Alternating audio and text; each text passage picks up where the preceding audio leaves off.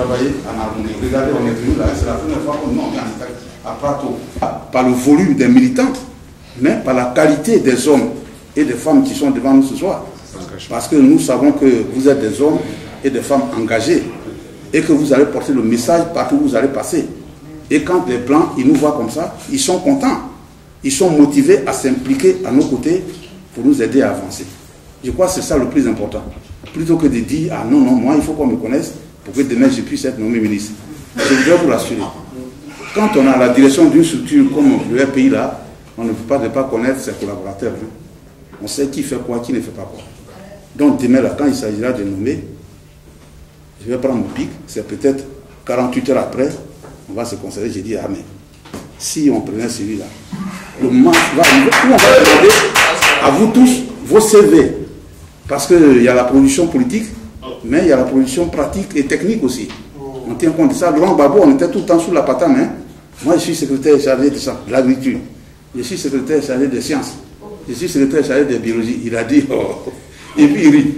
Il dit, mais ceux-là, ils pensent que quand on dit que tu es secrétaire national, forcément tu vas être ministre. Tu es secrétaire national de l'agriculture pour les besoins de la cause. Mais quand je serai au pouvoir, je prendrai les hommes qu'il faut, là où il faut les prendre. Si c'est au PDCI, si c'est au RDR, si c'est au MFA, et c'est ce qu'il a fait. C'est ce qu'il a fait. Voilà. Parce qu'il faut des gens pour l'aider à appliquer son projet de société. Même s'il est un peu exagéré dans ce domaine-là aussi, mais c'est ce qu'il a fait. Donc il ne faut pas avoir des craintes pour ça, au point de vous piétiner. Il faut que je sois en première ligne. Nous, on sait qui fait un travail efficace, qui ne fait pas de travail efficace. Donc, travailler vraiment en union, en symbiose, vraiment dans la fraternité, ayez pour seul dénominateur commun l'objectif que nous poursuivons, faire sortir Laurent Gbagbo de prison, parce qu'aujourd'hui, Laurent Gbagbo sort, la Côte d'Ivoire retrouve la paix, et la Côte d'Ivoire va renaître. C'est ce que nous recherchons. Donc, entre vous, il faut que ce soit la solidarité, il faut que vraiment ce soit la cohésion. C'est ce que je veux souligner par rapport à celui qui a posé la question sur les représentants. Que ce soit représentant, que ce soit CUR, que ce soit au niveau des paris, tout l'effort que nous avons fait pour regrouper les gens, l'objectif c'est ça. C'est ce que nous recherchons. Il s'agit d'Ivoiriens, de patriotes ivoiriens qui sentent aujourd'hui que leur pays est en difficulté et qu'ils ont pour devoir, ils sont condamnés, j'allais dire, à mettre les énergies ensemble, à travailler en synergie pour que leur pays retrouve la paix et que nous allions à la réconciliation. C'est ça l'essentiel. C'est ça le fondamental que vous devez retenir. Regardez tous les plans qui luttent pour nous aujourd'hui. À Paris, moi, j'ai regardé le rythme de travail de Denis Priant. C'est un blanc. Il est le directeur des éditions L'Harmattan. J'ai regardé Albert Bourgi. C'est un franco-algérien. Michel Gali, c'est pareil. Mais le travail qu'ils font, ils ne dorment pas. Je suis arrivé là, c'est moi qui ai fui. Bourgi, alors là, ah Sylvain, ben, j'ai pris rendez-vous avec un journaliste là de l'expansion de ceci, c'est pour demain à 14h. Et puis 10 minutes, il me rappelle, oui, mais tu dois passer avec Denis Poté hein, sur Africa 24, TV5, tu dois passer à 14h30. J'ai dit, mais Albert, tu as déjà pris un rendez-vous pour 14h? Je ne peux pas être à 14h. Il dit, ah non, non, il faut te débrouiller. Hein. C'est toi le président qui incarne la légitimité, il faut que ce soit toi qui réponde. Pour pas envoyer quelqu'un. J'ai dit, bon là, il faut espacer les choses. Bon, je vais voir Poté, je vais l'appeler, si on peut se rencontrer demain. J'ai dit, ah voilà, ça va. Ça veut dire qu'ils réfléchissent comment faire sortir Laurent Gbagbo de prison. Ce n'est pas des Ivoiriens, ce n'est pas eux qui vont être ministres demain. Mais ils luttent parce que ce sont des gens qui, pour eux, la liberté là et la justice, vraiment c'est au cœur de la vie des hommes que nous sommes. C'est comme ça qu'il faut voir la chose. Donc les petits calculs de positionnement là, il faut mettre ça au second plan.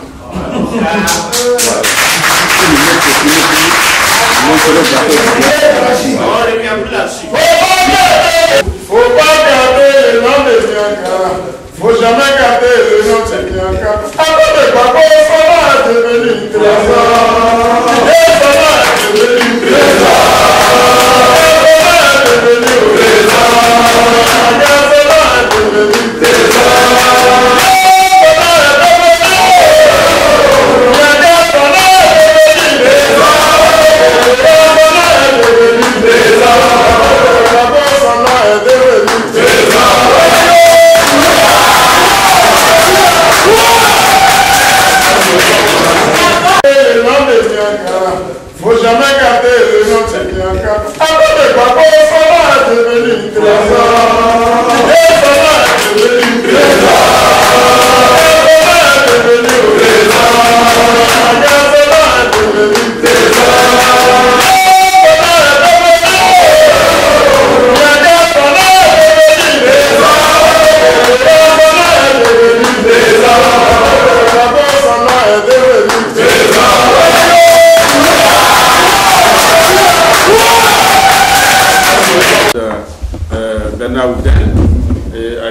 questions précises ont été adressées. Merci Gervais. Merci pour l'intermède musical. On aura l'occasion de s'exprimer encore ce soir. Hein? Bonne pléco. Bon, je vais répondre à un certain nombre de questions qui ont été directement posées, puis donner quelques petits éclaircissements par rapport à ce que notre ami Miaka a dit, bien et longuement dit. En commençant par le rapport entre le FPI et le PDCI. Je ne vais pas revenir sur ce qu'a dit Miaka, mais puisque tout à l'heure, ça tombe bien, c'est également le monsieur du PDCI qui a posé la question sur le président, je vais relier les deux. Récemment à La Haye, je n'ai pas pour habitude de répéter ce que me dit le président dans les réunions, je vais le voir régulièrement, ça nous appartient. J'en ressors ce que j'ai besoin de ressortir pour les uns et pour les autres, mais parce que, par respect pour le président. Mais ce qu'il m'a dit là, je crois que je peux le dire à tout le monde. On a parlé justement des problèmes de relations politiques en Côte d'Ivoire. Il faut d'abord se mettre dans une chose, c'est que le président Gbagbo, c'est le père du multipartisme. Si on dit multipartisme, ça veut dire que les gens peuvent adhérer au parti auquel ils souhaitent adhérer. Donc, à partir de ce moment-là, il faut admettre que son voisin, que ce soit dans un bureau, à l'école, à l'université, dans l'usine, ait une opinion différente de la nôtre. Mais à partir du moment où elle s'exprime dans le cadre constitutionnel, légal et légitime, il a le droit de s'exprimer. Et après, c'est le combat politique qui fait que les électeurs votent pour nous ou ne votent pas pour nous. Et le président me disait, un pays ne peut fonctionner que par les mécaniques des partis politiques. Et en Côte d'Ivoire, il y a eu un certain nombre d'alliances, dont certaines ont été reprises tout à l'heure par le président Miaka, le Front républicain par exemple. Et il me disait, tu vois, en Côte d'Ivoire, il y a eu l'alliance entre le FPI et le RDR dans des conditions très précises. Ça n'a pas marché. Il y a eu récemment, à travers le RHDP, l'alliance entre le PDCI et le RDR. Ça ne marche pas beaucoup mieux. Et le président m'a dit, dans la situation actuelle de la Côte d'Ivoire, ça ne sera peut-être pas vrai dans 50 ans, mais il faut voir aussi avec les événements au jour le jour. La seule alliance sociologique majoritaire dans ce pays, c'est une alliance entre le FPI et le PDCI. Ça, c'est un propos du président qui a moins de 3 mois. Donc, si les dirigeants politiques de ces partis discutent, simplement discutent, dans des conditions qui ne sont pas nécessairement faciles, en particulier en Côte d'Ivoire, parce que je sais, pour avoir rencontré un certain nombre, que beaucoup de représentants de ces différentes mouvances se parlent dans la diaspora, et même vont parfois plus loin en créant des passerelles. En Côte d'Ivoire, c'est difficile parce que le président vous a rappelé la position du FPI, qui est une position de quasi-clandestinité, et la position du PDCI, qui est une position de suivisme, pour reprendre un terme qui plairait à Bédier, du RDR, pour des raisons de peur. Moi, je communique régulièrement avec des membres du PDCI d'un certain niveau à Abidjan par téléphone. Un soir, j'avais une très longue conversation sur Skype, parce que je considère que Skype, c'est le plus difficile à écouter.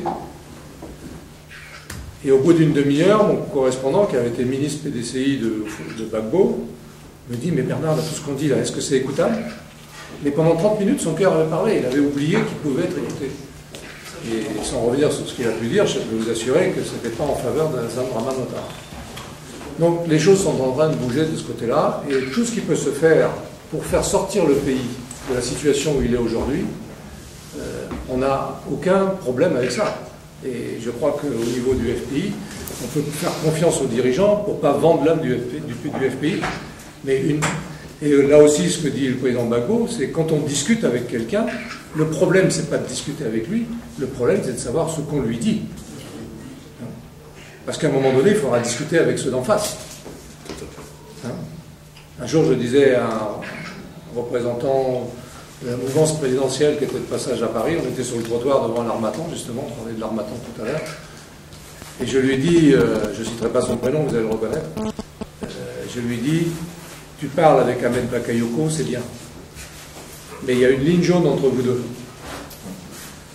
Au-dessus de la ligne jaune, tu peux lui parler. Si tu mets ton pied de l'autre côté de la ligne jaune, c'est plus la même chose. Donc il faut qu'on soit politiquement conscient d'un certain nombre de choses, il faut qu'on soit majeur, il faut qu'on soit responsable de nos actes, mais il faut aussi savoir s'approcher du diable pour lui parler. Parce que nous faisons de la politique. On n'est pas là pour reprendre le pouvoir sans passer par le peuple, et le pouvoir étant repris, fabriquer une armée de FRCI, d'anti-FRCI, etc. La Côte d'Ivoire appartient à tout le monde. Et d'ailleurs, à l'élection présidentielle de novembre 2010, que le président Gbagbo avait gagné, on peut faire les chiffres qu'on veut, il les avait gagnés, c'est le seul candidat qui avait un électorat transnational, transethnique et transreligieux. Et ça, c'est une chose que je répète nuit et jour à tous mes interlocuteurs occidentaux. Donc pour ce qui est du FPI, ne nous inquiétons pas, et je dirais aussi, faisons attention à tout ce qu'on lit sur les sites Internet. Internet, c'est intéressant parce que ça permet de passer l'information. Mais il faut que ça soit lu avec beaucoup de maturité et beaucoup de recul. Moi, je lis tous les jours sur Internet des choses qui sont totalement débiles. Excusez-moi l'expression. Totalement débiles. Donc il faut faire attention en manipulant. C'est une arme, il faut savoir la manipuler. Je reviens aussi à un moment donné, vous avez parlé, notre ami du PDCI, à propos de Hollande, de Porquet, etc. Enfin, Désiré Porquet qui avait rencontré. Je ne pense pas que les gens actuellement aient rencontré Hollande. Mais si on était amené à rencontrer Hollande, il n'y a aucun problème. Et, le président Miaka l'a dit tout à l'heure. Il faut qu'on discute avec ces gens-là. Ils n'ont pas la solution, mais ils ont une partie de la clé. Et je dirais même, pour être un petit peu trivial, ils ont mis l'eau dans le coco, c'est à eux de réparer en partie. Pour nous aider à réparer.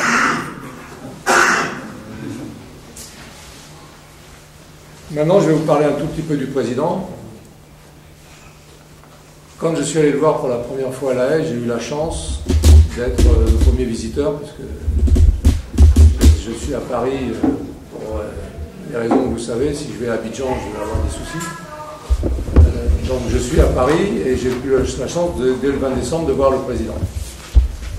Effectivement, après un séjour comme il l'a connu à Korogo, ce n'était pas une forme absolue. On parlait de la forme physique. Et quand je suis rentré dans la prison, c'était la première fois de ma vie que je rentrais pour voir quelqu'un en prison. Je m'attendais, je ne sais pas, d'habitude on imagine quand on va voir quelqu'un en prison, ça peut arriver à l'un ou l'autre, à l'un ou l'autre d'entre vous, on se dit on va venir le réconforter, lui dire qu'on pense à lui, etc. Je vous assure, j'ai dû voir, si ma mémoire est bonne, 11 ou 12 fois le président depuis cette première visite.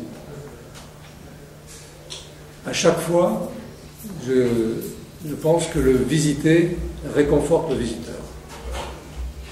C'est-à-dire que quand vous avez passé 1h30 ou 2 heures, et je pense que Miaka qui l'a visité aussi vous le dira, la force d'âme de Gbagbo, la simplicité, la connaissance des choses, le recul par rapport aux événements, le refus de vouloir condamner quelqu'un.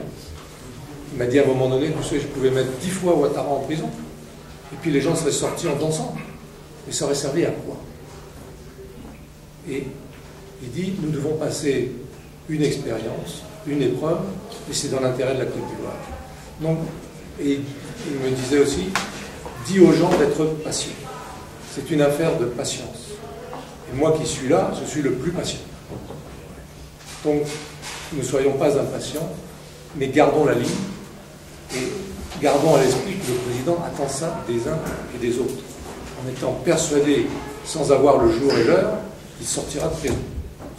Et après, ça sera l'affaire des Ivoiriens de savoir qui ils veulent comme président de la République à la prochaine élection. Et donc, Gbagbo, c'est vraiment au-delà de ce qu'on pouvait imaginer. Je l'ai côtoyé régulièrement, bien avant d'être conseiller. D'ailleurs, j'ai une anecdote, quand je suis devenu conseiller du président, j'ai appris qu'on était aux mêmes années dans le lycée classique. Et qu'on a eu parfois les mêmes professeurs. Et je vous donnerai une dernière anecdote concernant Gbagbo et la Haye. Un jour, on sort de la salle de réunion, on se rencontre, et il y a un couloir et une espèce de petite salle cafétéria à côté où on peut croiser des gens qui sont en prison comme Bemba, Charles Taylor, les Yougoslaves, Mladic, etc. Quand ils sont en train de visiter par des gens. Et puis ce jour-là, il n'y avait que nous. Et il y avait un gardien qui était assis sur une chaise dans le couloir. Et le président me dit, tiens, je vais te présenter celui-là, c'est mon ami. Parce qu'il est marocain d'origine, donc il parle français et on parle souvent ensemble. Et à ce moment-là, il y a le gardien qui devait emmener le président pour des soins médicaux, parce qu'il suit un certain nombre d'entretiens, hein, c'est pas malade.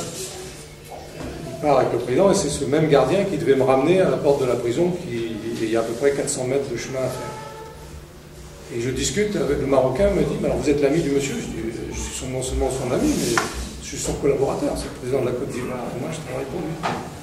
Il me dit, ah bon, vous allez pouvoir me répondre à une question? Je dis, ben, posez-la toujours. Il me dit, pourquoi il est là? Et il me dit, qu'est-ce qu'il a fait pour être là? Et là j'ai regardé, je dis, ça c'est la question. J'ai rien à répondre. Tu as vu toi-même que personne ne peut savoir pourquoi il est là. Donc vous voyez qu'un an après, c'était au mois de janvier ou février, donc il était arrivé un peu plus d'un an avant, les gardiens même de la prison se posent la question, qu'est-ce que ce monsieur fait là? Parce que, comme on disait à Abidjan, quand tu es l'ennemi de Gbagbo et tu entends le rester, on ne le rencontre jamais. Et là, le monde entier, qui a voulu être, enfin le monde entier, une partie du monde entier, qui a voulu être l'ennemi de Gbagbo, il est en train de le rencontrer grâce à la Haye. Parce que quand je suis allé aux auditions de la Haye pour les séances de confirmation ou d'information, le premier jour, j'ai dit à un journaliste, avant que ça commence, j'ai dit, vous voyez, Dieu est grand, parce que tout système a un talon d'Achille. Et le talon d'Achille du système de la Haye, c'est la médiatisation des séances et la publicité des échanges. Parce que dès qu'on a commencé la première séance, au terme de la première journée, je me souviens, un journaliste de Jeune Afrique, qui n'a jamais été tendre pour Gbagbo, qui téléphonait au journal et qui, à la fin de son coup de téléphone, et je l'entendais parce que je suis un garçon que je connais un peu, donc j'étais pas loin de lui, il a dit à son journal textuellement, fin de la première journée, Gbagbo 3, procureur 0. Vous savez ce que ça veut dire? Donc, la Haye, ça va être le révélateur de la réalité de la situation en Côte d'Ivoire. Et c'est pour ça qu'on doit avoir tous une attitude politique, mature, responsable, et que l'on garde notre émotion. Dans la période qui va venir, notre émotion, on la met dans la poche. J'ai voulu participer ce matin à la marche. J'ai été obligé, en une ou deux occasions, de faire rectifier certaines choses. Parce que il ne faut pas mélanger les choses. On n'est pas là pour se faire plaisir, on est là pour lutter pour quelque chose de précis. Le président Gbagbo, c'est un homme politique qui a mis la politique au-dessus de tout. Faire de la politique, c'est pas s'amuser. C'est pas laisser passer trop facilement ses sentiments. On les a pour nous. Vous savez, moi, Alassane Ouattara, j'étais au ministère des Finances en 1975. Bédier, c'était le ministre. Et Alassane, c'était un jeune cadre voltaïque à la BCAO. Donc je connais tous ces gens-là de cette époque-là. 75-2013, vous voyez que ça a duré. Donc moi, je peux avoir des sentiments, en plus en étant d'origine française, je peux avoir des sentiments sur la France. Et croyez bien que de temps en temps, j'ai envie de les exprimer. Mais quand je parle avec les autorités françaises, je leur parle de façon la plus mature possible. Et je peux vous dire que mon origine, au-delà de ce que je leur dis, ça les met de travers. Totalement. Parce que là, ils ne savent pas quoi répondre. Donc, je vous encourage à ça. Et pour finir, je ferai, comme a dit le président Miakai, c'est un appel à l'unité. Moi, je parcours le monde pour ces raisons que vous savez. Il y a le groupe ceci, le groupe cela, la fédération du FPI de tel pays, etc. Vous n'avez qu'une chose à faire, c'est demander la libération de Gbagbo. de vouloir être le secrétaire adjoint, le président de l'associé, le président de cela. Je n'ai pas été prévenu de la réunion. On ne m'a pas passé un coup de fil. J'ai pas reçu le document en 3 exemplaires signés et contresignés par machin. Ah ben non.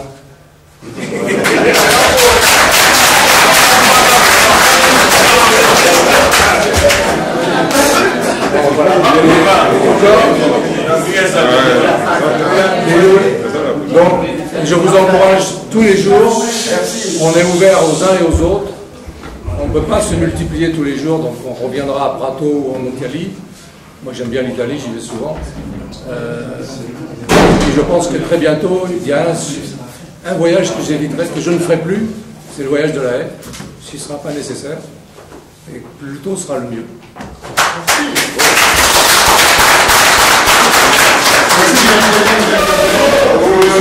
Merci.